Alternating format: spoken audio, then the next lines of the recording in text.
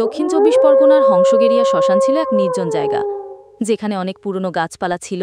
শ্মশানের আশেপাশে একটা নদীও ছিল, যার কারণে জায়গাটা আরও রহস্যময় মনে হতো। স্থানীয়দের বিশ্বাস অনুযায়ী শ্মশানটা ছিল এক অলৌকিক শক্তির আস্তানা, যেখানে নাকি বিভিন্ন রহস্যময় ঘটনা ঘটত। চারপাশের পরিবেশটা সবসময় একটু শান্ত আর থমথমে থাকত, যা মানুষের মনে ভয় জাগাত। এই শ্মশানকে ঘিরে প্রচলিত গল্পগুলো একে আরও রহস্যময় করে তুলেছিল। এই হলো হংসগেরিয়া শ্মশানের একটা বর্ণনা।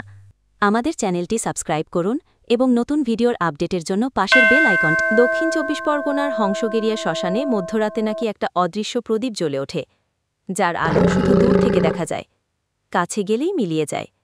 গ্রামের রণজয় একদিন রাতে সেখানে যায় সেই রহস্য দেখতে। সে দেখে একটা নীলচে আলো পুরনো শ্মশান চূড়ার পাশে জ্বলছে। সে যেই আলোর দিকে এগিয়ে যায়, আলোটা নিভে যায় এবং একটা কর্কশ ফিসফিস আওয়াজ শোনা যায়। ভয় পেয়ে রণজয় পালিয়ে আসে, কিন্তু পরে দেখে তার লণ্ঠন নিভে গেছে অনেক আগে। পরের দিন সকালে শ্মশানের গেটের বাইরে থেকে ভেতরের দিকে তার পায়ের ছাপ পাওয়া যায়। লোকে বলে, যখন নদীর জোয়ার ওঠে আর ঠান্ডা বাতাস বয়, তখনই ওই প্রদীপটা জ্বলে ওঠে। এই রহস্যের সমাধান আজও কেউ করতে পারেনি। রণজয়ের ফিরে আসার পর গ্রামের অন্য লোকের কাছে এই ঘটনা আরও গুরুত্ব পায়। অনেকে বলাবলি করতে থাকে ওই শ্মশানে আসলেই কিছু অলৌকিক ব্যাপার ঘটে। কেউ কেউ মনে করে ওই প্রদীপটা হয়তো কোনো অতৃপ্ত আত্মার সংকেত বা কোনো পুরনো রহস্যের চাবিকাঠি। গ্রামের বয়স্করা বলে, ওই শ্মশানের মাটি নাকি সাধারণ মাটির মতো নয়, সেখানে অদ্ভুত শক্তি লুকিয়ে আছে। তারপর থেকে ওই শ্মশানের ধারে কাছে কেউ একা যেতে ভয় পায়। অনেকেই চেষ্টা করেছে ওই প্রদীপের রহস্য ভেদ করতে, কিন্তু পারেনি।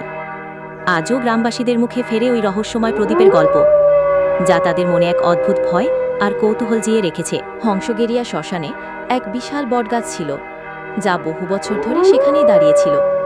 লোকেরা বলতো, ওই বটগাছের নিচে এক সাধক ধ্যান করতেন এবং সাধনার সময় নাকি তার আত্মা দেহ ত্যাগ করে। এরপর থেকে স্থানীয়রা বিশ্বাস করে ওই সাধকের আত্মা এখনও ওই বটগাছে বিরাজ করে। মাঝরাতে নাকি গাছের চারপাশে এক অলৌকিক আলো দেখা যায় আর অদ্ভুত ফিসফিস শব্দ শোনা যায়। অনেকেই বলেন, যে মনে শুদ্ধ বিশ্বাস নিয়ে ওই বটগাছের কাছে যায়, তার নাকি মনের ইচ্ছে পূরণ হয়। কিন্তু যারা কৌতূহল বশে বা খারাপ উদ্দেশ্যে যায়, তাদের নাকি খারাপ অভিজ্ঞতা হয়। গ্রামের মানুষ আজও ওই বটগাছকে ভয় পায় এবং সম্মানও করে। কেমন লাগলো এই গল্পটা? আমাদের চ্যানেলটি সাবস্ক্রাইব করুন এবং নতুন ভিডিওর আপডেটের জন্য পাশের বেল আইকনটি